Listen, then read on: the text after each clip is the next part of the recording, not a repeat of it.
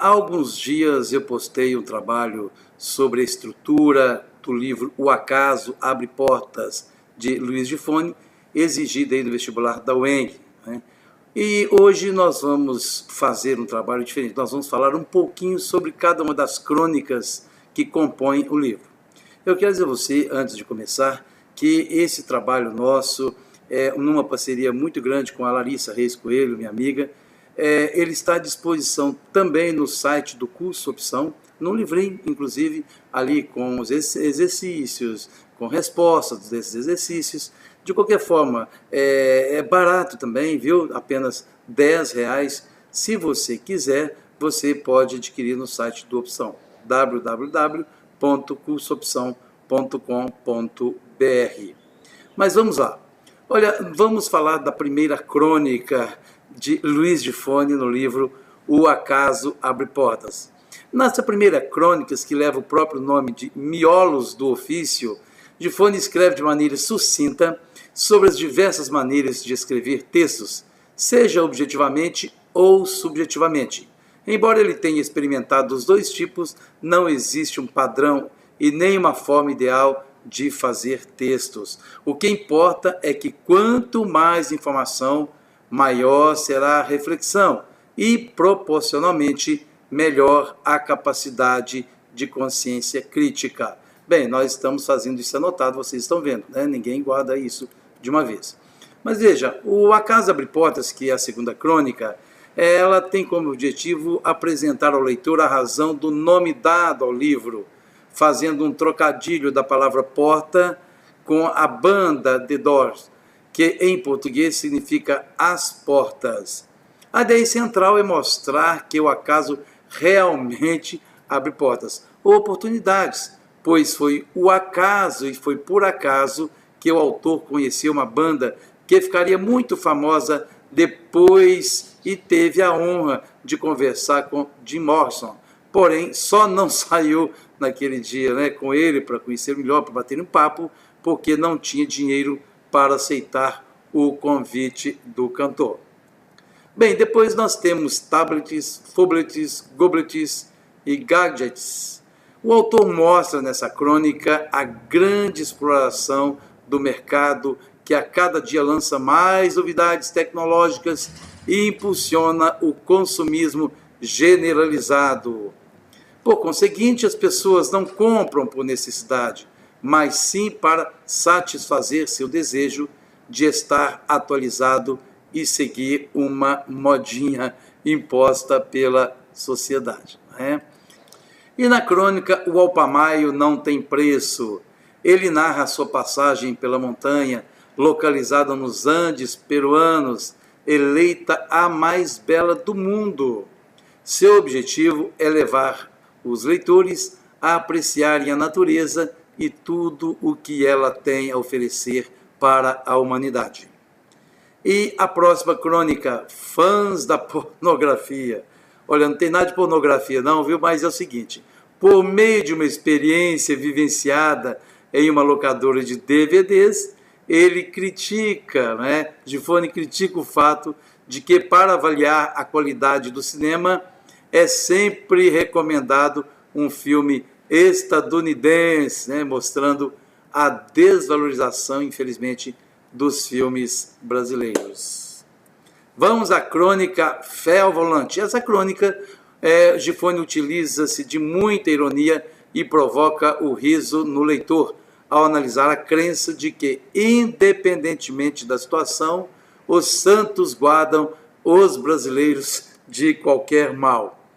Nesse texto, ele fala que, apesar de cometer frequentemente algum erro no trânsito, um homem que é péssimo ao volante sempre pintava no carro a oração que invocava toda a família sagrada para protegê-lo. A religiosidade presente aí também, viu? Nas crônicas de Gifone. E confusão estatística. Nessa crônica, Gifone mostra que muitas vezes os dados são usados com segundas intenções para atingir determinado objetivo. Nesse sentido, ele provoca a seguinte reflexão: qual seria a verdadeira importância das estatísticas? Bem, e o livro mais antigo do mundo. Nessa, Luís disserta sobre as histórias do surgimento do homem que foram escritas antes da Bíblia e salienta que o tempo não para, por isso é precioso e, além disso, é necessário colher de maneira substancial e produtiva cada dia por sua vez. Bem, vamos continuar então com as crônicas. Gente comum. Essa crônica conta sobre uma viagem feita por Gifone a um vilarejo que se localiza no encontro das placas tectônicas norte-americana e a do Pacífico. Ao observar cada detalhe, ele conclui que, mesmo em condições extremas de dificuldade, no deserto inóspito, a fantasia viceja. Mesmo na solidão, o amor tenta brotar, ou seja, as circunstâncias adversas e os detalhes não são capazes de tirar a esperança deles em alcançar um mundo melhor e obter um futuro incrível. E a crônica Pânico a Bordo, por meio de uma experiência de turbulência em um avião, Gifone constata a inocência de uma criança que, em pleno desespero da mãe e de todos os que estavam a bordo, diverte com seus brinquedos sem se preocupar com o que estava acontecendo ali naquele avião. Ópera dos Loucos. Nessa crônica, ele faz uma análise bem abstrata dos diversos conflitos internacionais existentes e seus principais agentes, como Al-Qaeda e a figura de Bush. No final, o autor diz que, apesar de existir um desentendimento ou muitos desentendimentos, muitas vezes isso não é mostrado na mídia, e quando alguém fala sobre esse assunto, ele é visto como louco pela sociedade. Os camelôs e os donos dos camelos. Nessa crônica, Luís Gifone tem como meta mostrar que as técnicas da manipulação e as estratégias de negociação dos camelôs são as mesmas, independentemente do local, seja ele em que parte do mundo for. Psicanálise de um tico-tico. Nessa crônica, a principal moral do texto se baseia no fato de que basta querer e ter vontade que qualquer pessoa é capaz de mudar outra vida. Vamos para mais um breve resumo da crônica Enganando a Fome. Bom, esse texto é bastante interessante porque é uma crítica e uma ironia perceptível às consequências geradas do mundo inteiro sobre o que as experiências e teses de biólogos norte-americanos falam sobre a fome, as quais afirmam que quanto menos comida, maior é a sobrevida. Nesse contexto, os ratos de Brasília, Gifone que está falando, hein? Não se sentem culpados para roubar merendas de crianças de escolas públicas, pois em longo prazo eles trazem benefícios para as crianças e ainda são obrigados a se alimentarem de comida extremamente calóricas. Logo, ele chega à conclusão de que ratos definitivamente não são homens, embora muitos homens sejam ratos, em especial aqueles que se valem do roubo e da manipulação. E diversidade cultural. Essa crônica mostra que, embora o mundo seja repleto de diversidade de culturas, o que proporciona uma riqueza enorme e sem precedentes aos indivíduos, a globalização tem padronizado cada vez mais os costumes, os hábitos, a maneira de vestir, comer e até o gosto musical. Em consequência desse fato, a uniformidade do modelo cultural divulgado pela mídia promove a destruição da diversidade nativa, bem como suas contribuições incomparáveis para a formação do mosaico de culturas espalhadas em todo o planeta. O Turista das Galáxias. Nessa crônica, o autor narra um diálogo entre Deus e o seu anjo a respeito dos acontecimentos ruins da Terra e manda Gabriel descer no planeta para verificar a real situação da região e fazer um diagnóstico das reclamações e petições para que o próprio Deus possa atender. Quando ele chegou, várias pessoas o interpretaram de uma maneira diferente, pensando que o anjo era um símbolo em que podiam acreditar, um símbolo apenas. Diante dessa confusão toda, Gabriel ficou assustado com o que estava acontecendo e foi embora se encontrar com Deus, que tomou a decisão de abandonar os problemas, os conflitos e toda a autodestruição dos homens. E Alá não é iraniano. De forma cômica, Luiz de Fone imagina o acontecimento de vários movimentos separatistas no Brasil e destaca a proclamação da República dos Índios Yanomami.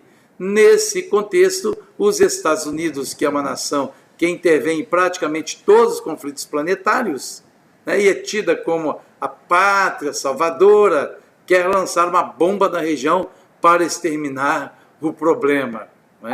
Ao mesmo tempo, na região do Teherã, os extremistas derrubam 3 caças norte-americanos e a reação dos Estados Unidos é imediata, mandando totalmente ali as forças e mudando totalmente o alvo da bomba. Assim, ele conclui que Deus é brasileiro, ou seja, Deus protege o Brasil, já Alá não se sabe a nacionalidade.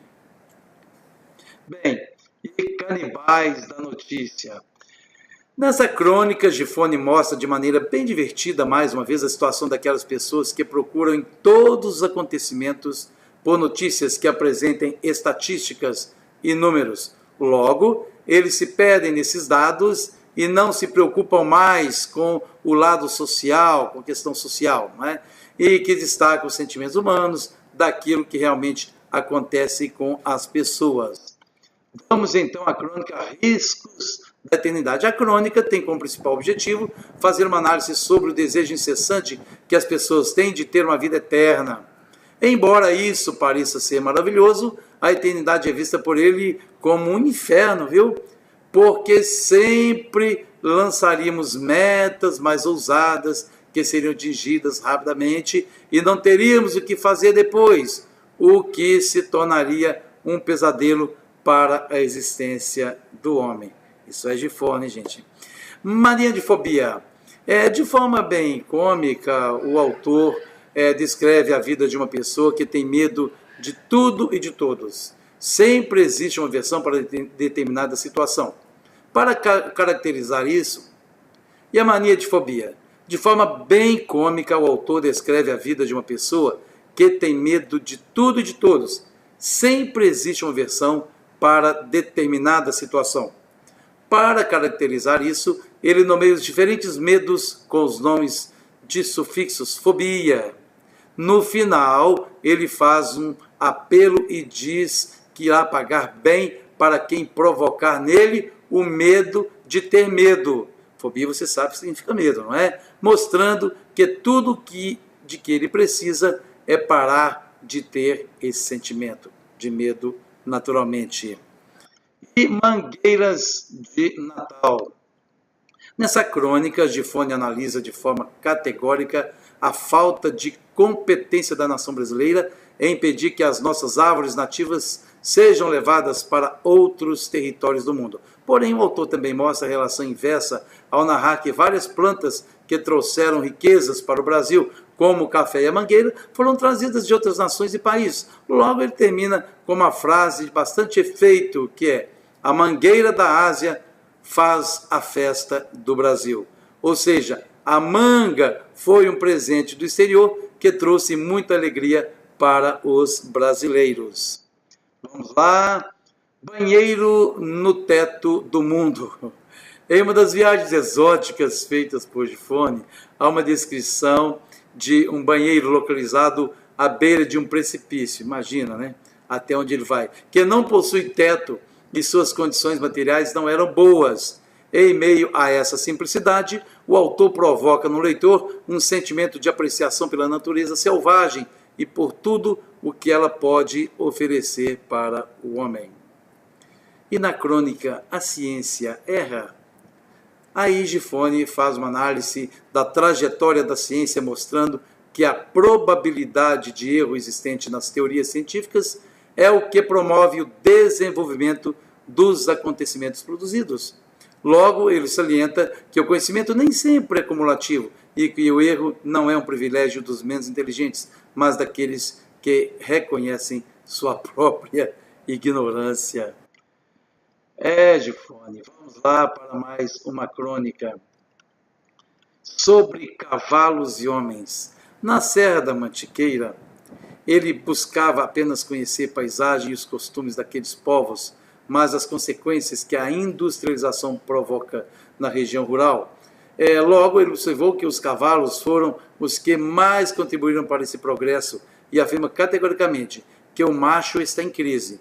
Isso quer dizer que a mulher vem ganhando seu espaço e o homem se sente cada vez menor e mais frágil diante dessa situação, usando a expressão irônica de que o homem agora seria o sexo frágil.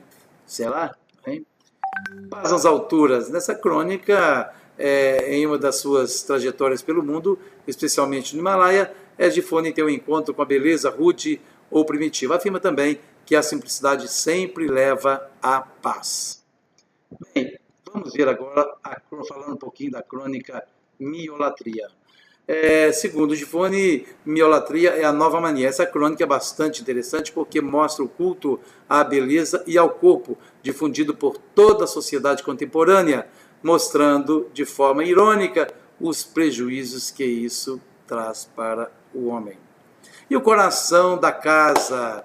Nessa crônica, o autor apresenta de forma bem criativa a afirmação de que o relógio é o elo entre a infância e a idade madura, manifestada por meio da saudade.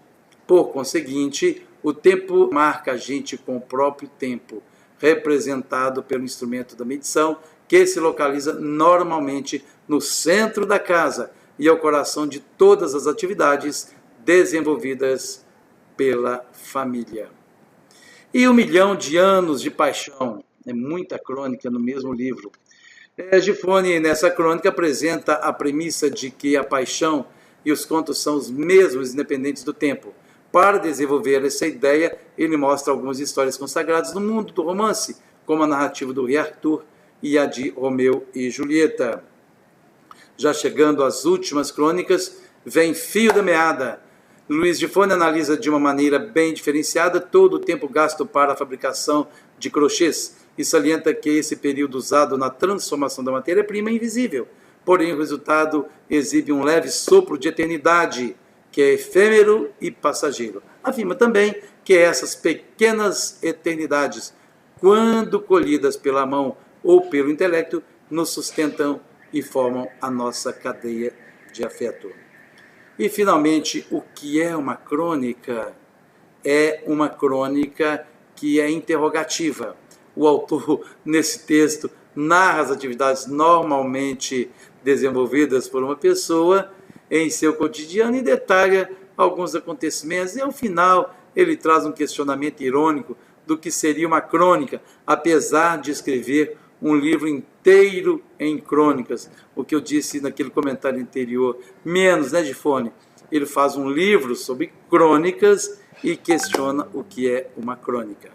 No próximo vídeo nós vamos falar sobre a obra Cachorro Velho de Teresa Cárdenas. Até lá!